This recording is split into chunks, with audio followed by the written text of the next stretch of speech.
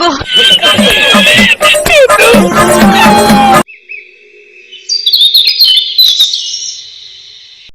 বড় ভাইজান, আজকে আমাদের খুশির দিন, আনন্দের দিন। এইরকম দিন যে কত বছর পর আমাদের জীবনে ফিরে এলো সেটা আমরাই বুঝতে পারছি। দিন কি এমনি এমনি ফিরে এলু রে বুকা চুদা? কত ধস্তা ধস্তি, কত হস্তা হস্তি, কত টানা ছিঁচড়া করে এই দিন লিয়ে আসতে হইলো বল। হ্যাঁ, তা তো বটেই বড় ভাই। ওহ, আজকে যে মনে আমার খুশির জোয়ার, কি বলবো রে কালো কুকুর তোকে। একবার হেসিলি দাঁড়াদি কথা বলছি। হ্যাঁ হ্যাঁ হ্যাঁ, হাসেন হাসেন।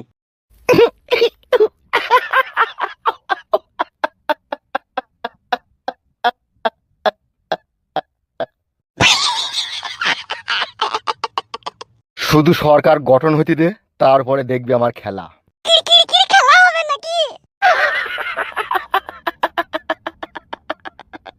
কাকা কালো কুকুর ভাই, বল কি হলো? ওই যে একটা জিনিস কিন্তু আমাদের পছন্দ হয়েছে না বড় ভাই। মানে কি পছন্দ হয়েছে নাকি? আমরা তো মার খেয়ে গাল খেয়ে আপনার সাথে এই পার্টিতে আজকে আমরা বিজয়ী হয়েছি, আর যেই লোকগুলা এই হেরে গেছে তারাই ঘুরিয়ে আবার আমাদের পার্টিতে ঢুকতে আসছে কেন? কে কে ঢুকতে আসছে? ওই তো ওই বালচুদাটা। কে? ও তো আমাদের পার্টিতে কোনোদিনই ছিল না, আজকে কেন ও এলো হঠাৎ করে? তাই ধরে বানা, কে ওটা? ওকেই জিজ্ঞেস করো কে। এই বাল কপালি ছোড়া এখানে আয় তো। আমাকে বলছো? হ্যাঁ বে হ্যাঁ, তোকে বলছি। এরাই বলো বলো ভাই। আরে শালা, এই আমাদের সাথে পার্টি করে না তো? এ তো বিরোধী পার্টি ছেলে। না রে ভাই, আমরা তলায় তলায় তোদেরই সাপোর্টার ছিলাম রে ভাই, বুঝলি না কেন? এই সুরের বাচ্চা, কি কাকা? সুরের বাচ্চা দুমুখো সাপের পরিচয় দিচ্ছিস? আমরা 17 বছর শালা গ্রাম ছাড়া, দেশ ছাড়া, বাড়ি ছাড়া, মার খেয়ে গাল খেয়ে আজকে লোকের মন জয় করে এই পজিশনে এসে দাঁড়িয়েছি, আর তুমি সুরের বাচ্চা হারাম করে এসে ফাঁকের ভিতর দিয়ে মাথা ভরে দিচ্ছ। তা কি, এটা আমি ভোট দিইনি আপনাকে? সুরের বাচ্চা, তুই ভোট দিচ্ছিস কি না দিচ্ছিস সেটা আমি দেখিছি। দিয়েছি গো, সত্যি করে ভোট দিয়েছি গো আপনাকে। সব মিথ্যা কথা বড় ভাই, এসব পিঠ বাঁচাবার লাইন। শালা বৈদ্যুকে কোনোদিনও আমাদের মিটিং মিছিলে কোনো জায়গাতে ওকে আমরা দেখতে পাইনি, আর আজকে আমরা জিতেছি আর আজকে ওকে দেখতে পেয়েছি, তাইলে ও মিথ্যা কথা বলছি নাকি সত্যি কথা বলছি নাকি? ও দেখো, পেটে পা দি ধরবো না, দি পুঙা দি পুট করে আতুরিটা বাই করে দেবো তোমার।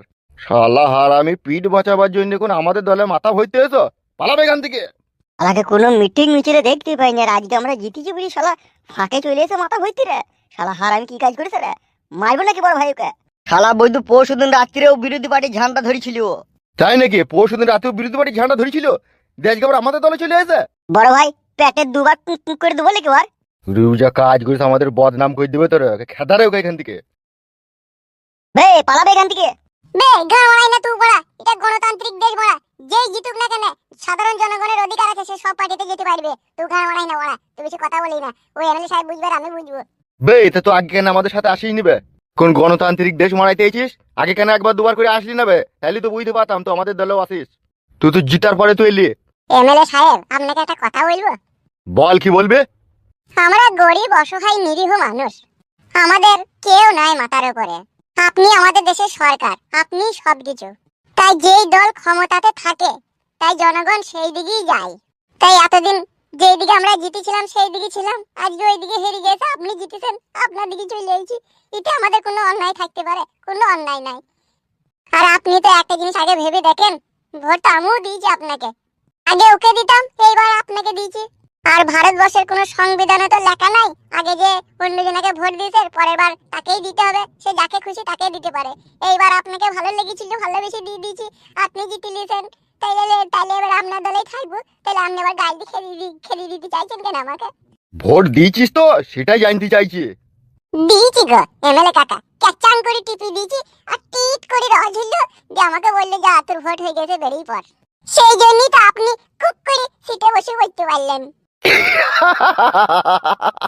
So very nice.